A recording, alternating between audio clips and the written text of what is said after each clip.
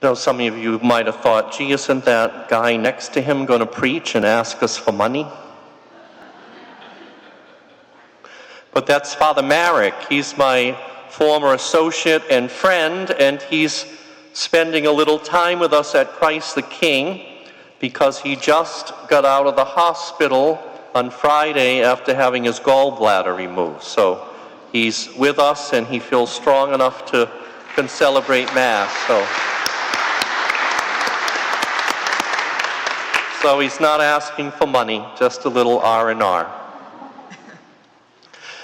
Today's gospel is again one in a series that has been very challenging to us over these weekends in the summer.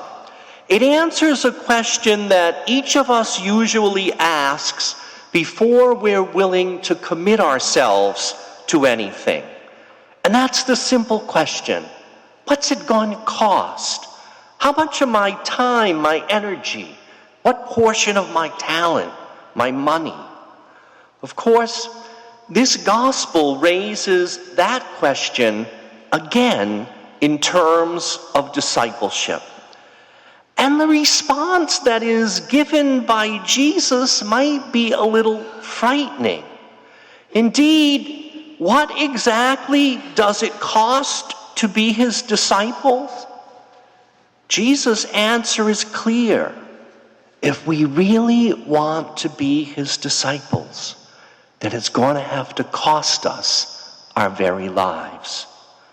That is what Jesus means when, by using a bit of exaggeration in order to stress the point, he says, in essence, to those who are saying they want to follow him, that no person, no matter how close, no possession, no matter how precious, nothing can ever come before him and our devotion and loyalty to him. Such a passage is meant to prompt each and every one of us to examine the seriousness and depth of our own commitment to Jesus. And the way that we might measure it is by gauging the degree of our commitment to this, the only sacrament of his presence on earth, which is in fact the church. And the signs around us, if we really look at them individually or as a community, have to be mixed at best. First and foremost, as a barometer of the community's commitment to Jesus Christ, is the whole matter of vocations. Vocations to the priesthood and to the vowed religious life. And admittedly, while they're somewhat impressive amongst us in this parish who have a seminarian in the seminary, who have a seminarian living among us for a year, who have others contemplating these commitments, still we are a bit unusual at Christ the King, because everywhere throughout the church in the United States and Europe, the number of vocations are really not what they might or even should be. Indeed, sadly, instead of being encouraged, vocations are sometimes subtly or even outright discouraged by many who would consider themselves to be good Catholics. But what we must realize is that much more than being inexpensive labor for the churches, parishes, or apostolates, priests and religious are called to be, first and foremost, the living embodiment for the whole community of the message of this particular gospel passage. It is the vocation of the priest and the vowed religious to literally turn one's back on the comforts and joys and goodness of family life, to renounce the opportunity to accumulate anything beyond the most basic and necessary of material possessions, in order to call all the Christian community by their example to a more wholehearted commitment to Jesus Christ, in order to remind all of the baptized that even with their many obligations, Jesus has to have a prominent place in their lives if they truly wish to be numbered among his disciples. But admittedly, priesthood and religious life have suffered a serious setback due to the scandals caused by some who did not remain faithful to their calling.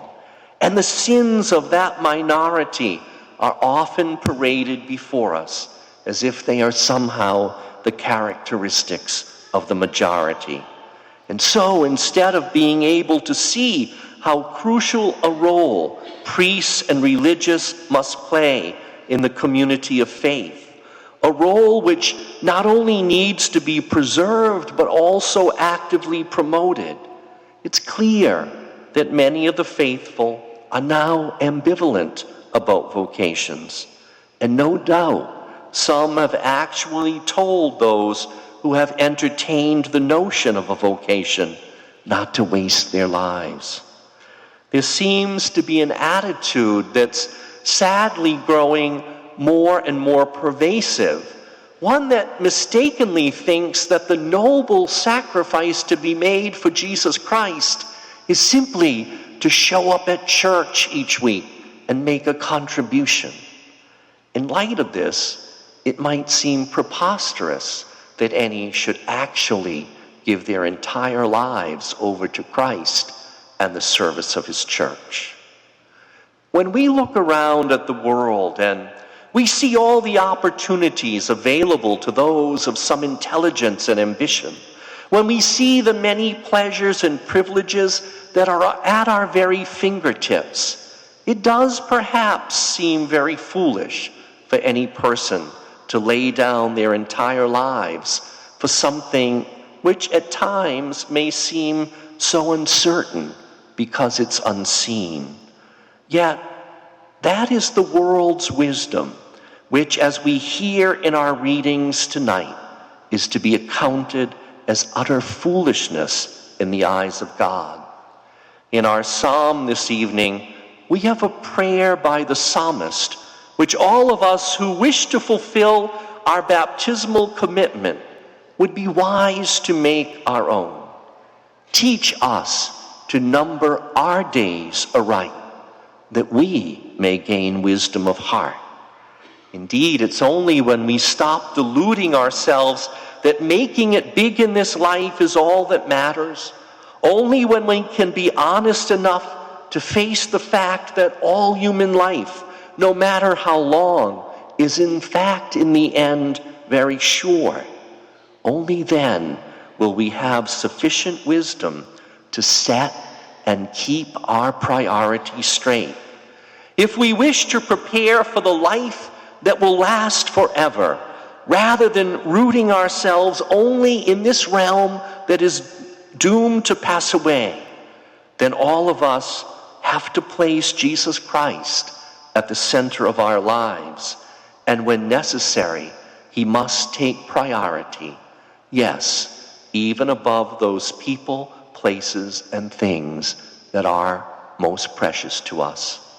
Today then, and frequently, let us pray for ourselves as God's church, as the company of his disciples in this day and age, so that we will grow in wisdom and have that continuous conversion of heart, so that more and more we will replace any misplaced priorities by making Jesus head and center. May our continual conversion then ensure that we will have an adequate number of vocations in the church now and for future generations, in order that we, as the church, will always have living reminders that discipleship in the end must cost all of us our lives. and the absolute assurance that this price, though seemingly steep, is one that is well worth paying.